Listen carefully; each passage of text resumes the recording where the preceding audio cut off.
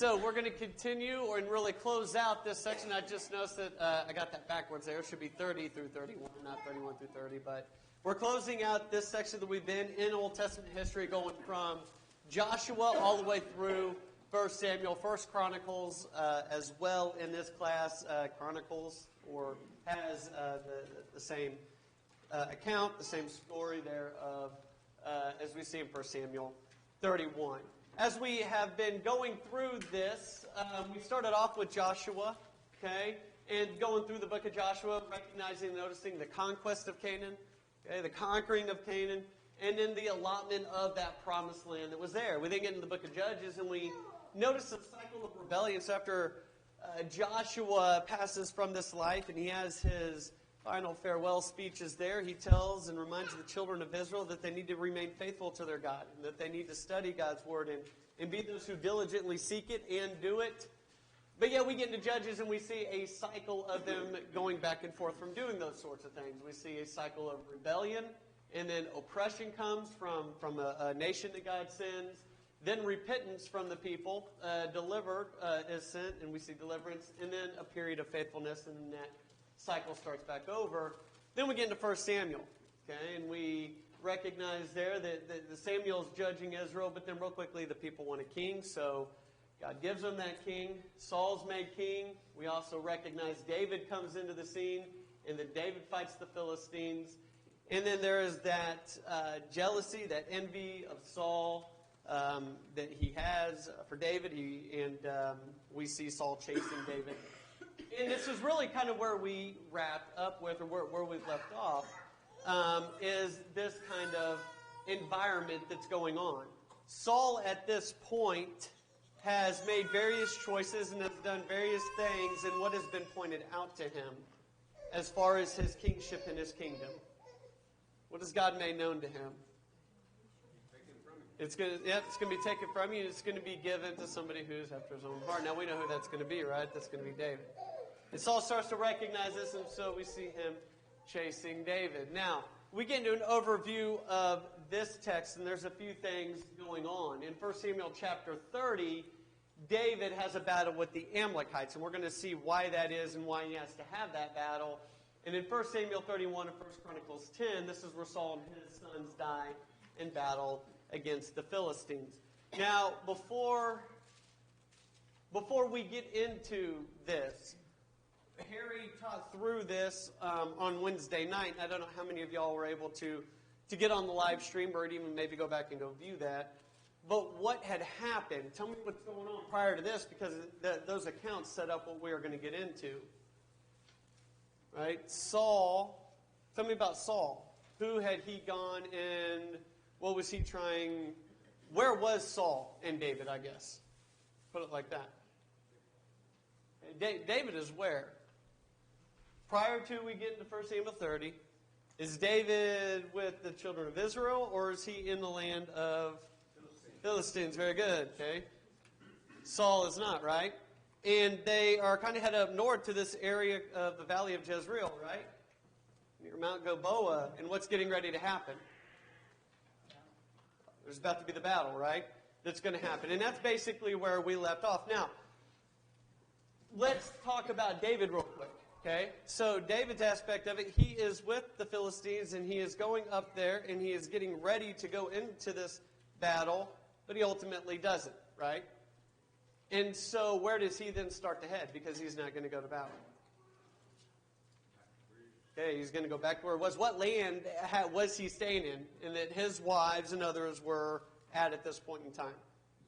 Ziklag. Okay, very good. We're going to get to, I don't want to get into Saul yet, because that's really going to pick up in the account of 1 Samuel 31. Okay, so we'll come back and restate that with Saul. But that's what's going on right now, right? They're up here, okay, and they're getting ready to go to battle up in this area. It's north of what is actually on this map in Mount Gilboa in the valley of Jezreel, and that is going to be when we get to 1 Samuel 31. But at this point, David and his men start coming back here to Ziklag, and whenever they get to Ziklag, what has happened? I'm sorry, I was like trying to follow, and I could not. So I know some people were saying some things, but what happened in Ziklag? Okay, very good. Everybody was taken and this city was burned. Who did that?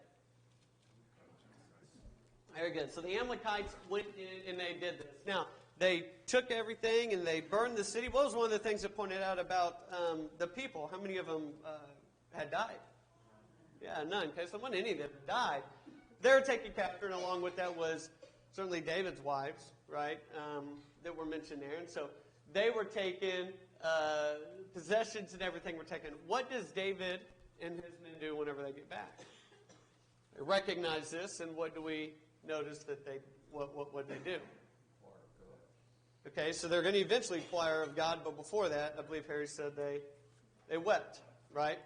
There was a lot of weeping that was going on as a result of this. Okay, so this is verse 3. So David and his men came to the city, and there it was, burned with fire, and their wives, their sons, their daughters had been taken captive.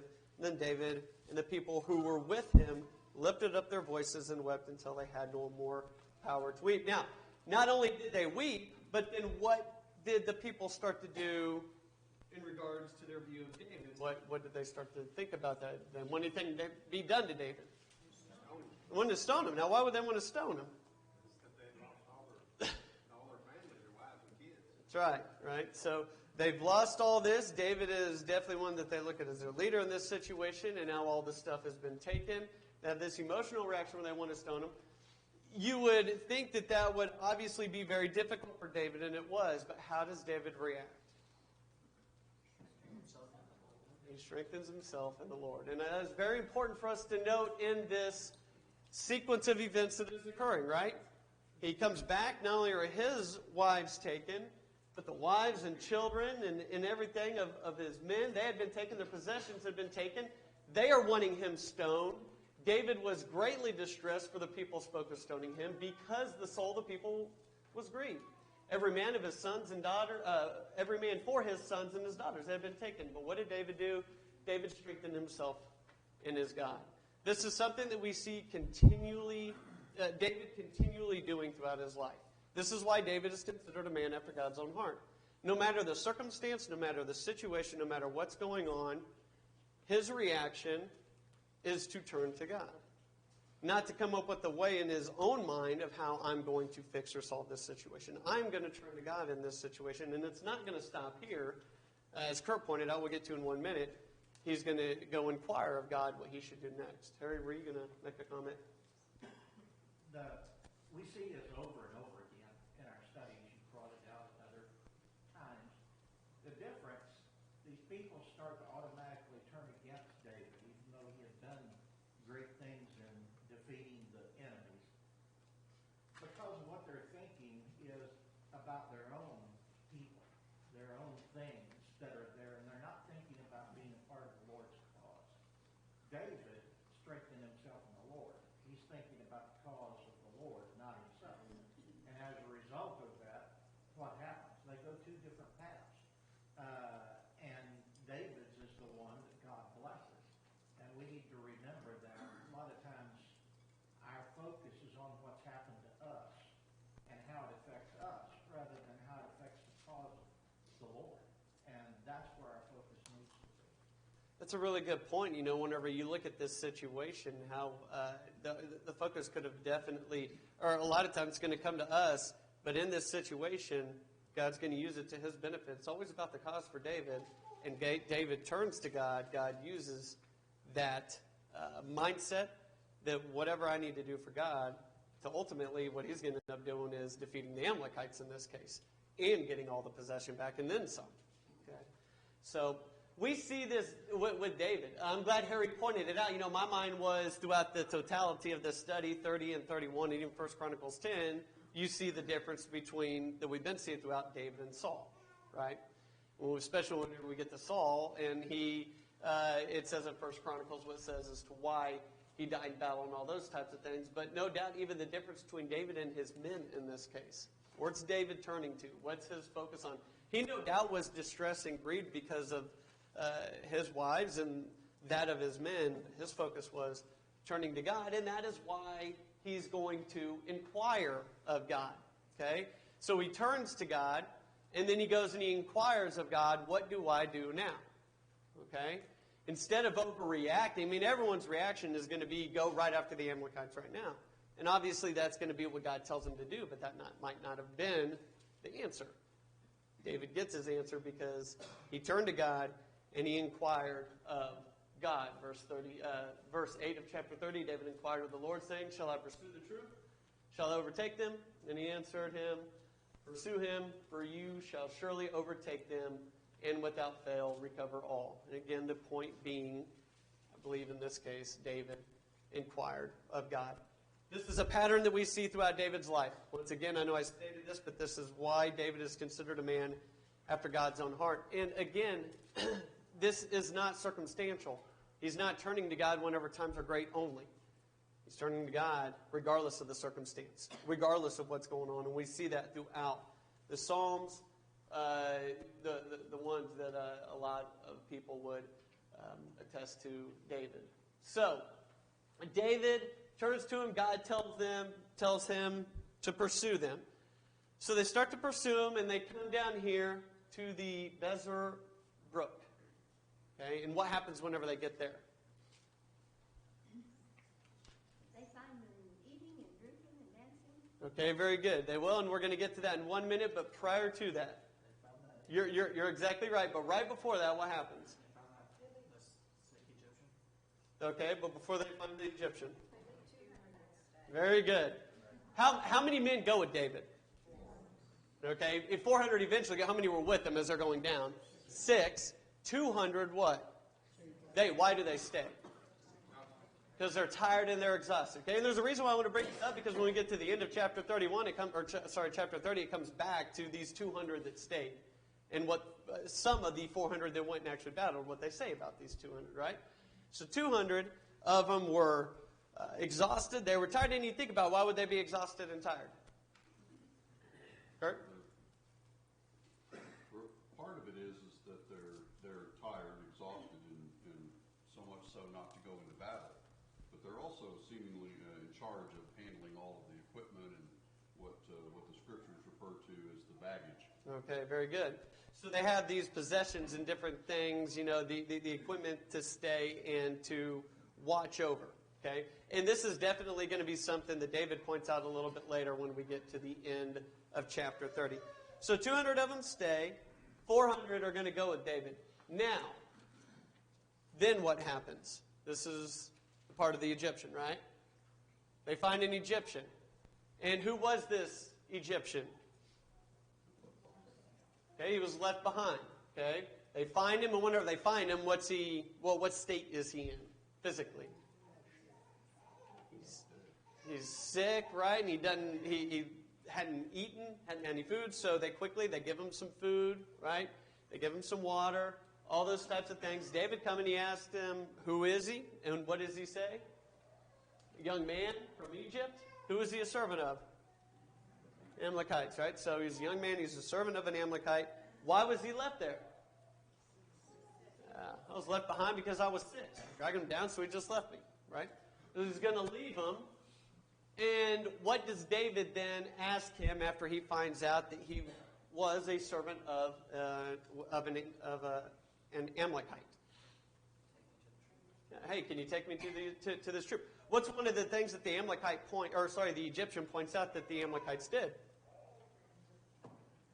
Hey, yeah, we were the ones that just burned Ziklag. Okay, so David finds this out and he asks him, "Can you take me to the troop?" And what was the Egyptian's response? As long as you don't kill me or give me in the hands of my master, then yeah, we're good. Okay, so David tells him that he won't. Now, so he said, "Swear to me by God that you will neither kill me nor deliver me into the hands of my master, and I will take you down to this troop." So David makes a promise, and they do so. Now, I believe, Marie, you were the one that pointed this out. Now they find this Amalekite troop, and what are they doing? They're drinking and they're partying, right? The scripture points out the fact that they were spread out, right? It's not like they were like in any kind of battle formation or anything ready to go. They're kind of spread out. They were drinking. They were celebrating because they just had this victory in Ziklag and had all the spoils and everything that they're able to take with them. And it's at that point that David and his men, they go and they attack. And whenever they attack, what was the result of the battle? They recovered all, right? Who told them they were going to recover all? God did. And that's exactly what happened, right? In verse 18 through 19, David recovered all that the Amalekites had carried away. And David rescued his 2 wives. Nothing of theirs was lacking, either small or great, sons or daughters, spoil or anything which they had taken from them. David had recovered all. So David goes down there with his men, and I mean, as is trying to be depicted by this, the Amalekites are not at all ready for this attack. Okay? And David and his men comes down. Obviously, God was with them in this. God told them to go down there, and they would be victorious, and they no doubt were. Now, they were victorious, and they recovered all, and then they head back to the brook, Bezer Brook. Whenever they get there, there's the other 200 men. Okay? And what do some of the men who were with David on this battle, what did they point out? What did they say? Jason, sorry, I don't know how long you have had your hand up, but mine has been down. Not up, like. Right then, Okay. to answer that question, they were complaining about people that didn't go with them into battle, and they didn't think they should get anything except their loved ones or their relatives back. That's right. Verse 22, and before I read this, I didn't put it because it wasn't necessarily a quotation of theirs, but it's definitely in Scripture. What does Scripture point out about these men that made this statement? Those wicked and worthless men, right? And what did they say? Because they did not go with us, we will not give them any of the spoil that we have recovered, except for every man's wife and children, that they may lead them away and depart. Now Kurt, go ahead. Well, I just have a question, because it seemed to me that not only did they recover what was taken from Ziklag, but they also recovered additional spoil on top of that. So it wasn't just like they got back what they lost. That's right. But they have an additional amount of spoil, and these evil or worthless men don't want to share it with the rest of the troop. That's how I'm looking at it too. Whenever you look through it, right? It wasn't just that they got just that the spoil or what had been taken from Ziklag, but that there was additional spoil that the Amalekites would have had with them whenever they went to battle, okay, or whenever they went into Ziklag to begin with, and so they have an abundance of stuff. They got back what was theirs, and it would appear to be even more so than that. But what these worthless and wicked men point out is, we're not going to share it with them because they didn't come to battle. In other words, they're viewing them as not have doing or have done their part. They were lazy, whatever you want to say. They stayed back and they didn't actually come to battle. What was David's response to that? That's wrong. Okay, what does he say, David? Well, in verse 10 it says they were too weary that they could not cross the brook. Mm-hmm. If they were that weak and weary, you don't want to go to war with them. And these guys come up with some kind of excuse, but it seems that David knew they weren't battle ready. Yeah. And he left them. But then when they wanted to do that, he said, no, they're going to get their share. Not only that, he's going to make a statue to share with the whole group. That's right. I believe 2 things are pointed out here that are important whenever you look at David's statement in 23 through 24. My brethren, you shall not do so with what? Who? The Lord has given us, who has preserved us and delivered into our hand. That is first and foremost the first thing that David goes to. Wait a minute. Why do we even have this? The Lord's the one that delivered him into our hands, not we didn't go get it ourselves. I mean, I know we went down there to battle, but this was because of the Lord that we were able to be victorious and not only get back what was ours, but would appear to be then some.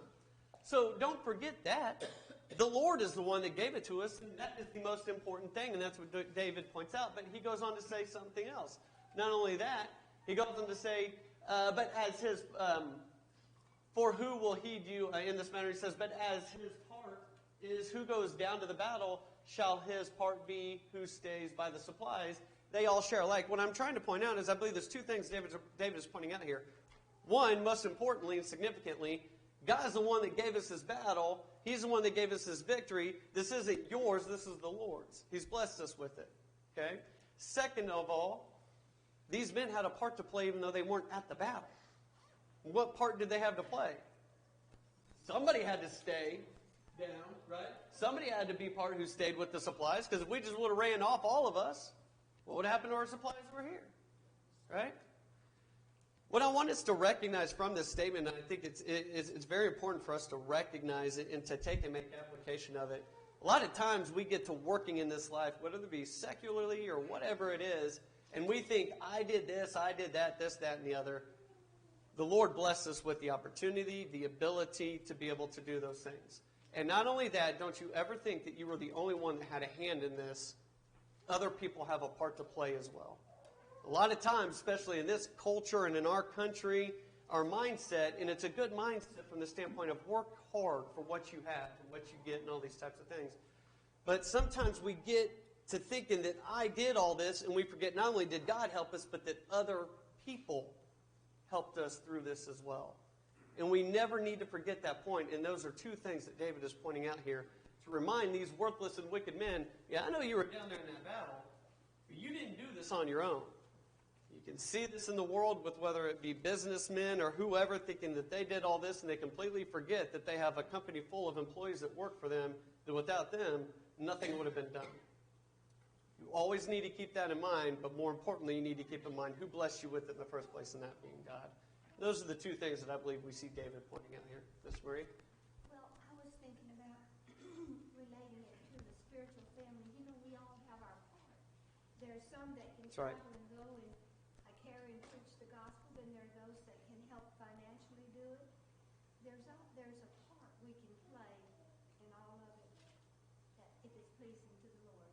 That's exactly right. You know, that's one of the things that no doubt, and I know in a lot of senses, whenever we read through 1 Corinthians 12, 13, and 14, we see the spiritual gift aspect of that. But one of the things that's being pointed out is one, I believe it's also, is it Romans 12 that I'm thinking of, that points out this same type of concept, that idea of everybody has a part to play in the work of the Lord.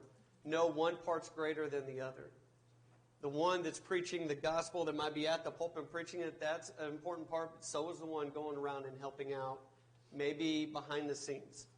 The needy saints, whatever the case may be, everybody has an important part to play. Don't we ever forget and start thinking that we are bigger than we really are. I think on Marie's comment, that's what Paul's saying when he says, I planted Paul's water, but God gave the increase. God gives credit for the product of the work that we do with these strengths and abilities he gives us. But what we're seeing here is the difference between a spiritual mindset and a carnal mindset. Yeah. A mind that's set upon the spirit versus a mind that's set upon the flesh. These men are wicked. They did God's will, but their attitude was, we did this work, we want credit. Yeah. Whereas David's like, no, this life doesn't matter, nothing that happens here. God is the one who did it for us. We need to give him glory and credit, and everyone that we can say play a part. We run into this in our secular life, like you were talking about. How often have we done something that someone else stole credit for? Right. We shouldn't care when that happens because a good thing was done. And we need to be pleased with the fact that we did the work. We shouldn't be looking for the credit. That's exactly right. You know, whenever you think about what David does here, and then as David Bowles pointed out, the statute that was set, this is something that David then goes and he uses it to benefit the entire kingdom, all the people, not just for those few that went into battle, but to benefit all, to be able to help out all of God's children in this regard. Steve? I think it's good to point out, too, that we don't know how many it says that these were the worthless fellows among the men. Right. It could have just been a handful of That's right. these worthless men that were just out for greed and gain that wasn't necessarily theirs. It could have been a large majority. We don't know for sure, but there were some that did it with the right attitude, right heart. That's right. There were some that weren't. They were in it for the beginning. Yeah. No doubt it wasn't, it doesn't point out that it was all of those that went, but that there was a few, or there were those that were worthless and wicked. Had this mindset, and David corrects it, and I think it's an application that we can take, and we need to take and make in our own lives. It's so easy to get there from the standpoint of you did work hard. You did put in the time, the hours, all this and that, and you can start thinking about all that you did and that you are deserving of this. And we start to forget why did we have it in the first place? And we start to lose sight of the fact that there are others along the way that helped us out. We always need to keep that in mind. Whether we are talking about work within the church, a spiritual aspect, or secularly, either way, we need to keep this in mind.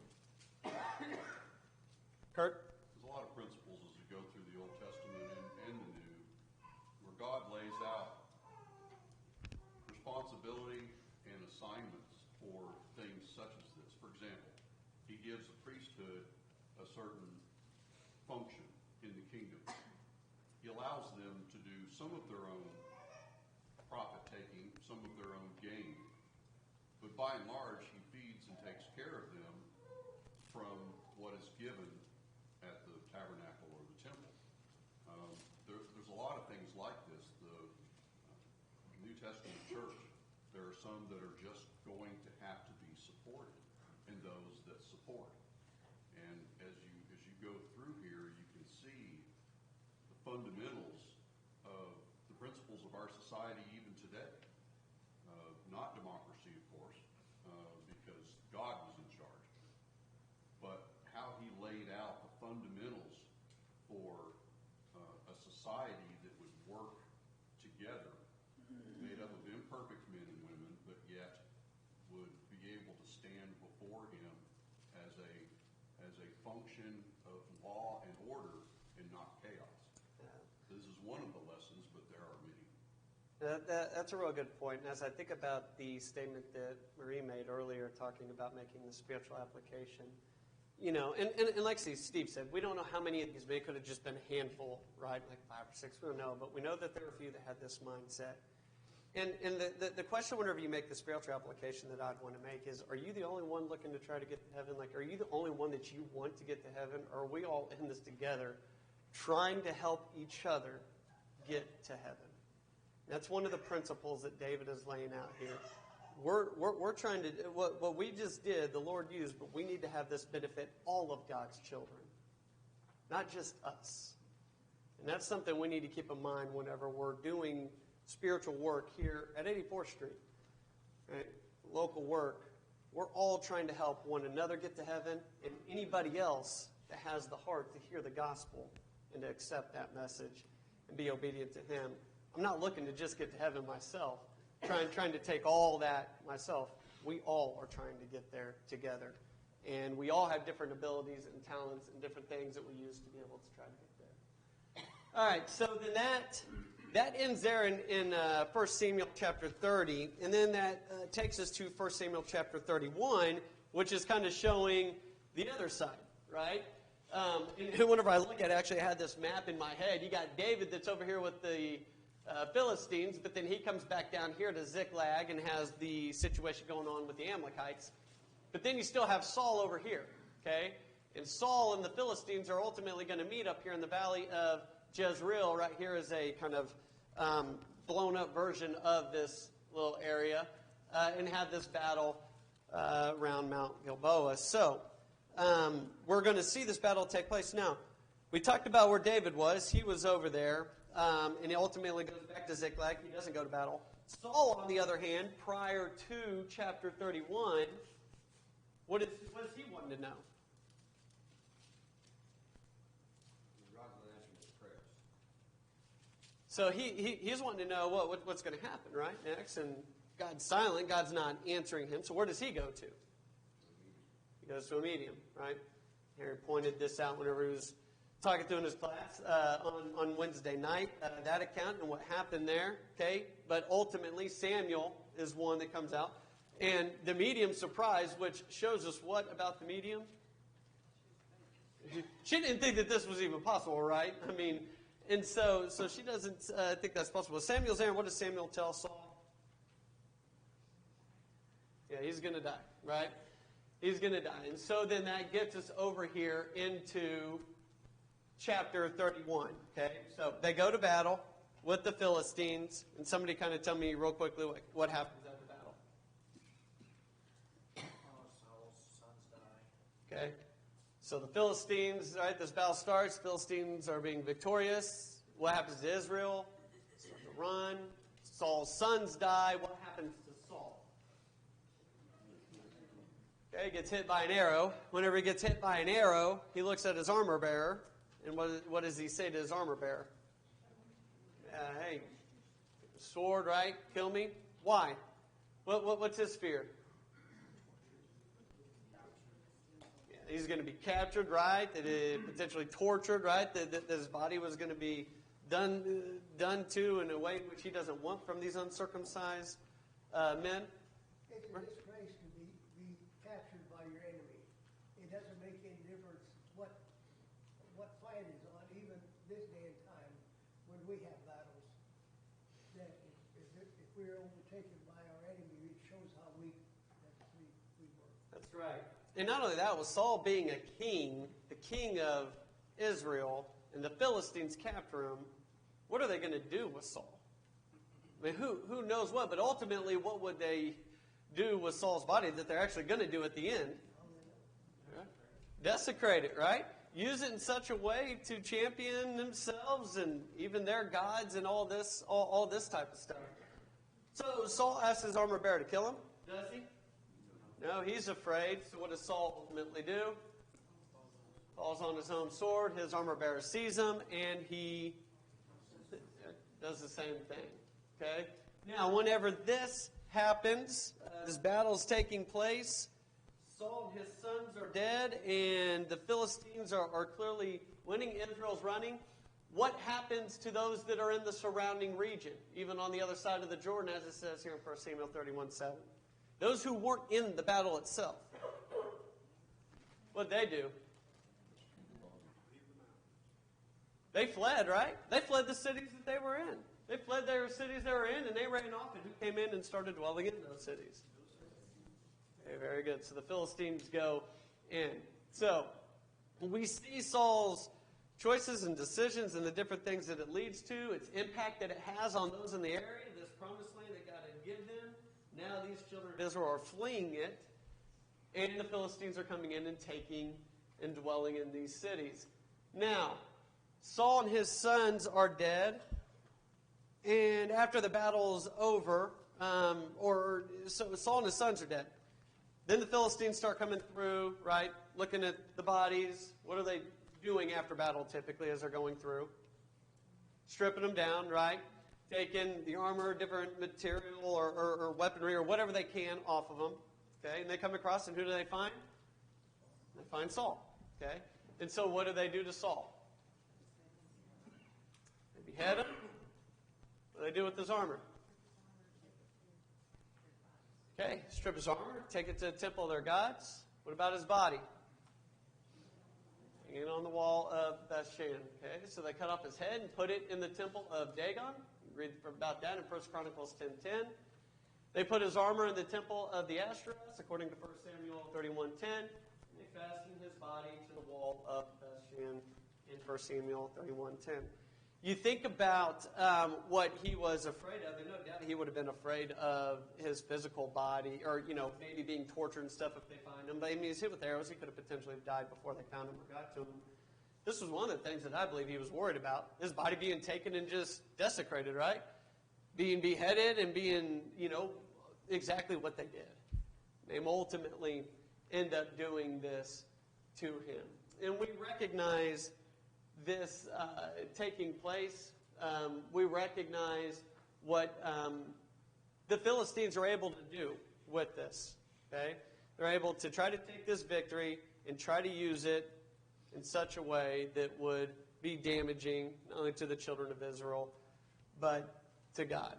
And we recognize this whenever we give into sin, whenever we give into those things, those types of things can come about. Now, with that said, who said that this was going to happen? Saul was going to die. The kingdom was going to be given over to David. God had. We'll get to that in 1 minute. I kind of jumped ahead on myself. I first want to go through this. Who heard about Saul's body being done in this way? Okay, the men of Jabesh Gilead, right? And so then you had valiant men. What'd they do? All the valiant men is what it says from Jabesh Gilead.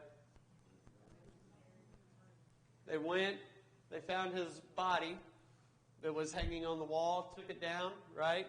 went and burned it and then buried his bones, okay?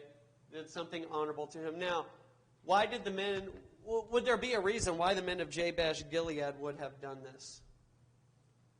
He saved them from getting their eyes punched out. Yeah. Yeah, that's right, right? Remember whenever Saul was first becoming king that he, and I think I wrote down, it was 1 Samuel 11, that Saul saved the men of Jabesh Gilead from Nahash, who said that he was going to come in and put out their eyes, and there was a sense of gratitude that would potentially be there for them. So they went and they honored him in this way. Now you get over to, and I know one part of your reading, but David ultimately finds out about this. He definitely finds out about his Saul and his sons dying. What's his reaction to that? Just the death of Saul and Jonathan, one that he cared so deeply about. He was very, very sad about it. Okay, and you read about that in 2 Samuel chapter 1. Okay, but as far as what the men of Jabesh Gilead did, what was his response to them in that? What you did was honorable, right? It was something that he was thankful for. Now, as we close this out, and this is in the account of 1 Chronicles 13 through 14, it says, "So Saul died for his unfaithfulness, which he had committed against the Lord, because he did not keep the word of the Lord, and also because he consulted a medium for guidance, but he did not inquire of the Lord. Therefore, he, being the Lord, killed him and turned the kingdom over to Jesse." And we see the points that are pointed out there about about Saul that's different from David, right? We recognize this throughout, but Saul was one who was unfaithful. How was he unfaithful? Because he did not keep the word of the Lord, right? He didn't keep the word of the Lord. He went and he consulted a medium. He wasn't going and turning to the Lord. And as a result of this, the kingdom was turned over to David. So whenever we look and get to the end, we think about, what do we learn? What application can we make? We're making it as we go throughout. And I think that's probably one of the biggest ones. You look at Saul, you look at David. Saul, at the beginning of his reign, what was pointed out a little bit later, whenever he started making decisions that were not in accordance with what God had commanded. When you were little in your own eyes, you used to be humble, but now you're not. And now you're doing things the only how you want to do them. You're not consulting God. You're not turning to God. You're not somebody who is a man after God's own heart. That is who is going to be a king of my people. That ultimately is David. Regardless of the circumstance he was in his life, whether it be coming up against Goliath, whether it be having to flee and run from Saul, whether it be the Amalekites coming in and doing what they did at Ziklag, we see David being one who inquired of God, who turned to God, who strengthened himself, not in his own abilities, but turning to his God. And because of that, God blesses him, and David is now going to become and be king of Israel. Does anybody got any other application or anything else? We've got maybe just a couple minutes left before the last light goes off. I hit it all? Kurt, see, I knew there'd be one. Go ahead, Kurt. I mentioned last Sunday from 2 Samuel chapter 1 that the Amalekite young man who brought the crown and the bracelet from Saul and presented it to David. It seems like we have two different accounts here. One of them is repeated in 1 Chronicles, that Saul died at his own hand. Mm-hmm. So we won't bring that discussion up. But it seems as though the young Amalekite man must have lied. Right. Because he happened upon the body, brought the crown and the bracelet. But it seems as though he was not the one who brought Saul to the end. But he got punished either way. Yeah. No, definitely as you go and you read on, and you look at that, Harry, if you have some comment you want to make on it, you can. But, as you go and as you read on, you look at that, it would be one of those things that appears to be a contradiction within Scripture. But we know that God is not the author of confusion, and so whenever you look at it and you see the ultimate end for that young Amalekite individual, what's the conclusion that you can draw? Well, the conclusion you can draw is that young man told a lie, and the story that he told was not the correct story. And I failed to mention that when I brought it up last Yeah. week. Appreciate What's it. the fact, think about who he is. They're fighting the Philistines. Yeah. Now, how does he figure into that? It's a real good point. He's a servant somehow, and not one that would have been, taken with place of killing a king. Right. Sure. No, that's a real good point along with that as well, especially if he comes upon that situation. And it didn't work out very good for him. No, no, it did not. Well, so Wednesday is our every other month, odd number of months singing that we'll have. Okay, so we won't have Bible class Wednesday. We will have one on Sunday. We're going to be going on to 1 Corinthians. Go through Corinthians. We're even looking at going through 1 and 2 Corinthians. But either way, we are going to have material here Wednesday for that Sunday class. Okay, so make sure that you pick that up. If you know anybody that's in class over there that's out days, and vice versa, we'll try to communicate with them. But we will have material for the auditorium class for Sunday and Wednesday. On Wednesday night, we won't be going over anything because we're going to be having singing, but we're going to be going through 1 and 2 Corinthians. So, everybody.